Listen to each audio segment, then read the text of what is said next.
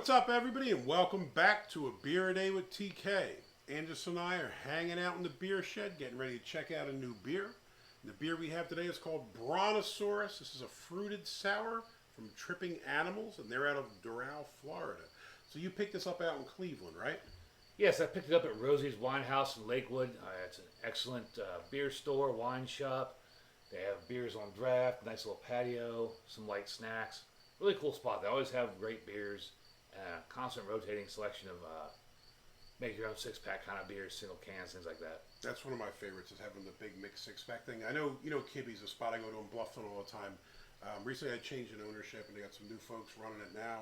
And I'll tell you, I go in there, I speak to the owners here and there, and they're doing a great job. Same kind of thing, expanding the mixed six-pack. I think that's the way to go, man. A lot of people want to try different beers, different styles. It's absolutely the way to go. I love the opportunity to just pick up single cans, even if you're paying for single cans. A lot of times you see that and be like, I'd like to try it, but do I really want to spend $10, $15 or more on a six-pack, and then if I don't like it, I'm kind of stuck with it? Right. So it's always awesome to be able to pick up those individual cans. This beer here, I guess, is from the series. Brontosaurus is from a member of the Gummy-Saurus series. So I guess like, gummy bears or gummy worms, gummy bats, they have Gummy-Sauruses. It says this beer is conditioned with peach, marshmallows, vanilla, and lactose. It is an interesting combination. Do dude, I'm a big peach fan. I love peach, obviously. Vanilla's cool. I like most beers brewed with lactose, especially, like milk stouts and stuff like that. The marshmallow thing is something, I don't know.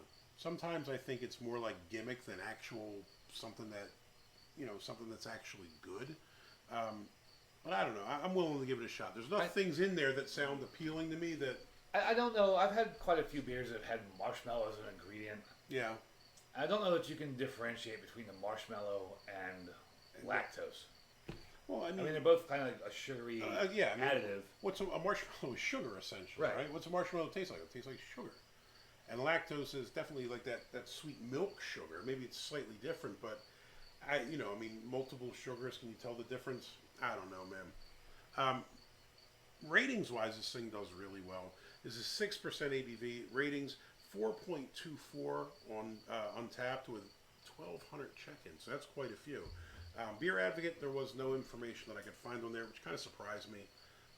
Usually once you get up near 1,200 check-ins, I know Untapped tends to have way more check-ins than Beer Advocate, because Beer Advocate, you actually have to put in a little bit of work there, where obviously Untapped has different features and badges and stuff. I think it's much more appealing.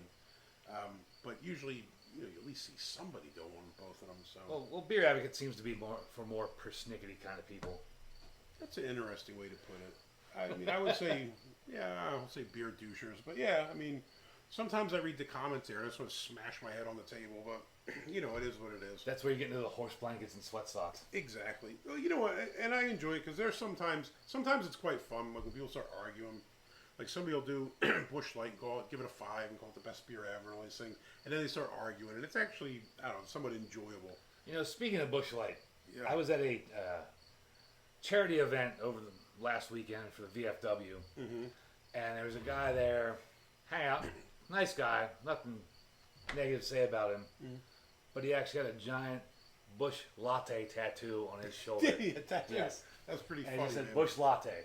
That's pretty funny, dude. Hey, I picked up another 30-pack of the Busch Light Apple. I went up to Kibby's last week. Did you eBay it?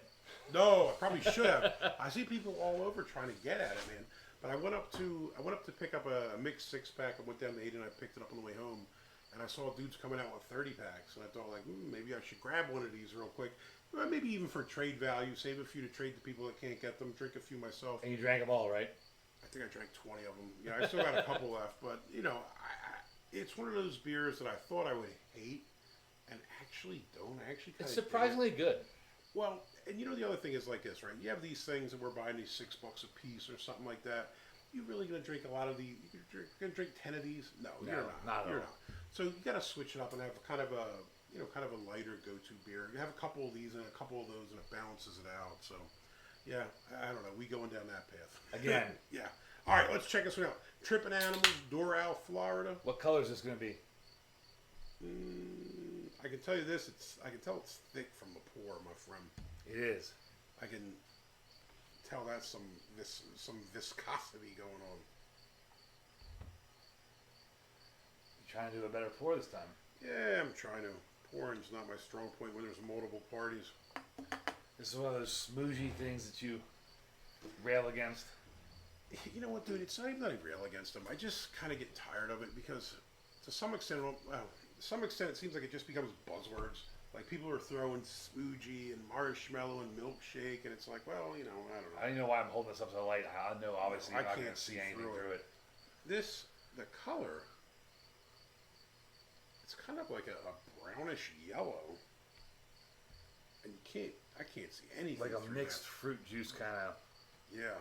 But like mixed citrus fruit kind of. Head, not a ton. I mean, there's a little bit of white head there, nothing too crazy. But again, when you deal with sours, you don't really tend to see, big head on it. No, not at all. Smell. So it's supposed to have peach, marshmallows, and vanilla. So I expect to pick up some of those, and if it's a sour, some kind of funk.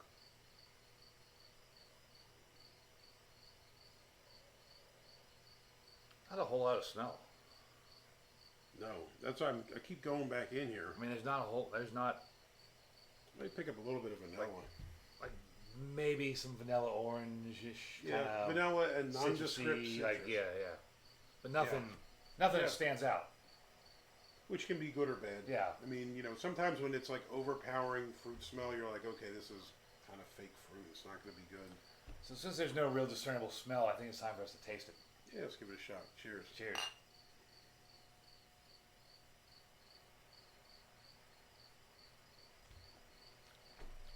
Start with body. It is not as thick as I thought it would be. It's certainly thick though. It's nowhere near as thick as I thought it would be from looking at it. Really? Yeah.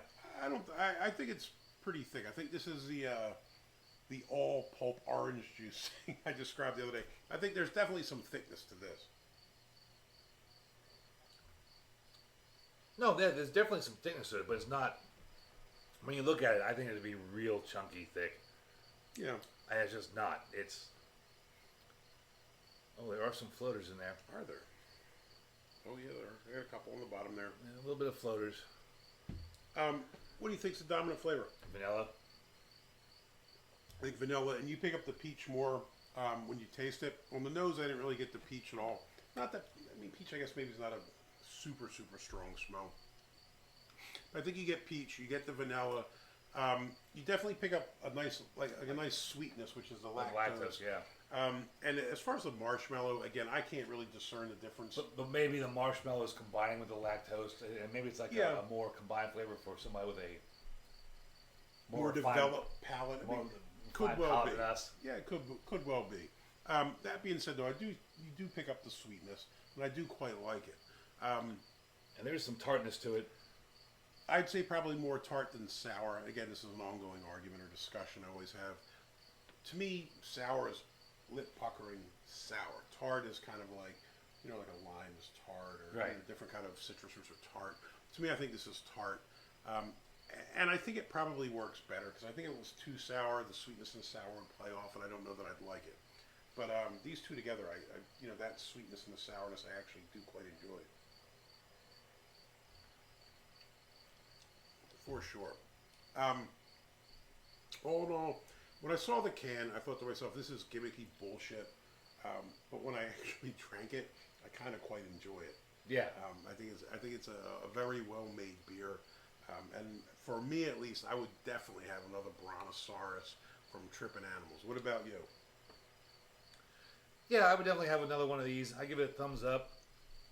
Double thumbs up. Interestingly, a lot of times you'll see on the bottom of the can, like a candle date or some sort of date. On this can, on the label, it's printed on here, and where it says, I assume canned, it's kind of indiscernible, but then it gives a date 5/25/21.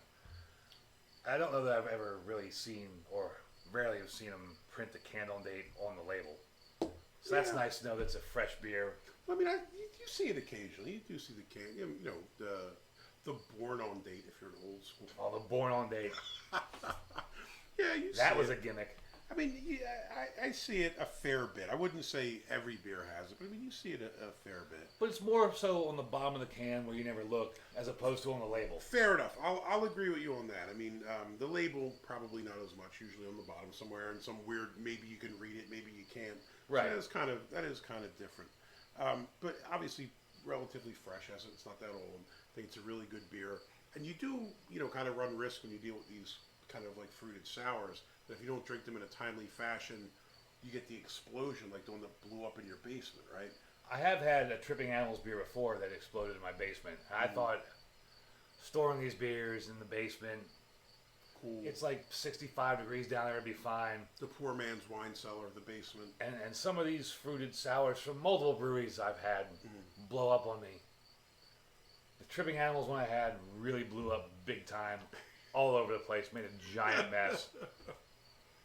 You should have read the date on the can and knew to get to it, bro.